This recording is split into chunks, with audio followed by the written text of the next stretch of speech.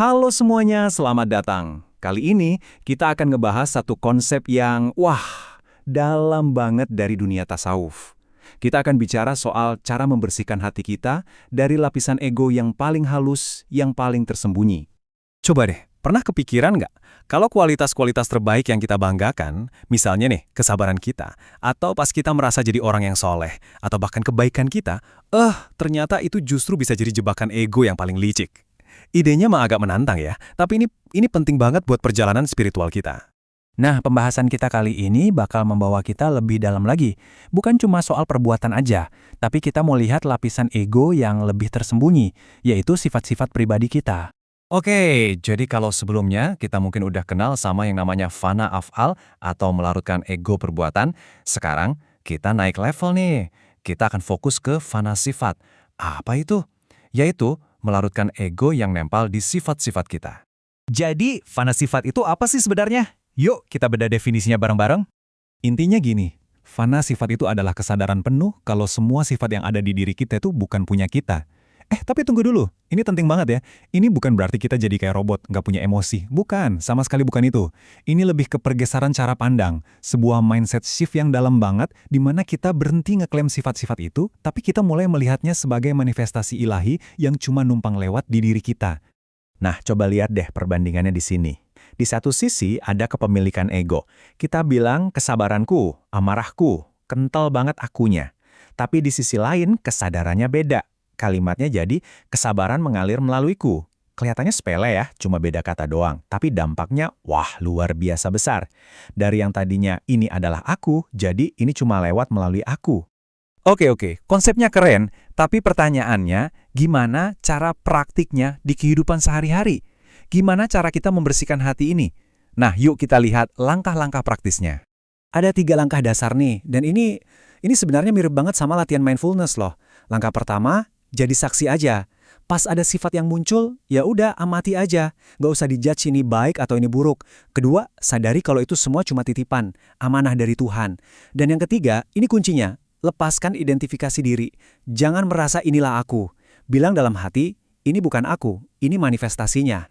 Ada satu latihan yang gampang banget buat dicoba, namanya napas penyerahan diri. Caranya gini, pas Anda tarik nafas, coba deh rasain satu sifat yang lagi kuat banget di diri Anda. Mungkin lagi cemas, atau mungkin lagi merasa bangga, apa aja. Bawa rasa itu ke dalam kesadaran hati Anda. Nah, pas Anda hembuskan napas, bayangin sifat itu lumer, larut, kembali menjadi cahaya ilahi yang murni. Gampang kan? Latihan simpel ini benar-benar ngebantu kita buat belajar ngelepasin cengkraman ego. Rasanya lega banget loh. Terus, kalau kita rutin ngelakuin ini, apa sih hasilnya? Apa manfaatnya buat kita? Manfaatnya besar banget. Pertama, hati kita jadi lebih lapang, plong, nggak gampang kejebak sama drama emosi. Kedua, kelakuan kita jadi lebih murni, nggak lagi didasari sama motif-motif egois yang tersembunyi. Ketiga, tentu aja hubungan kita sama Sang Pencipta jadi makin dalam, makin intim. Dan terakhir, ini penting, ini mempersiapkan jiwa kita buat naik ke level berikutnya. Dan puncaknya adalah ini. Perilaku kita menjadi cerminan cahaya ilahi di dunia nyata. Keren banget kan? Jadi pembersihan di dalam diri kita itu otomatis akan memancar keluar jadi perbuatan-perbuatan yang lebih indah, yang tulus tanpa pamrih. Nah, tapi ada yang perlu kita ingat. Fana sifat ini bukan finish line-nya ya. Anggap aja ini satu pos penting, satu langkah krusial di dalam peta perjalanan spiritual yang jauh lebih besar. Kalau kita lihat petanya, ada 3 tahap fana. Nah, fana sifat ini ada di tengah-tengah. Dia itu jembatan super penting yang ngehubungin tahap pertama, fana af'al atau pelarutan perbuatan, sama tahap puncaknya, fana dat, yaitu pelarutan esensi diri kita sendiri. Wah, itu lebih dalam lagi. Dan ini poin kuncinya. Semua kerjaan batin ini ya tanggung jawab kita masing-masing. Ayat ini ngingetin kita dengan jelas kan? Sesungguhnya Allah tidak akan mengubah keadaan suatu kaum sehingga mereka mengubah keadaan yang ada pada diri mereka sendiri. Jadi, ya kuncinya ada di dalam diri kita. Perubahan itu harus dimulai dari dalam. Jadi kesimpulannya apa?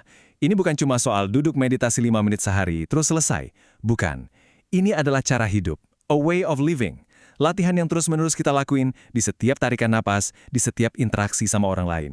Kita terus-menerus jadi saksi, terus-menerus melepaskan. Seluruh hidup kita jadi ajang penyucian diri. Nah, sebagai penutup, saya mau kasih satu pertanyaan buat kita renungkan sama-sama. Kalau ternyata kita ini bukan perbuatan kita, dan kita juga bukan sifat-sifat kita, terus pertanyaannya adalah, siapa kita sebenarnya? Coba direnungkan ya. Terima kasih sudah menyimak.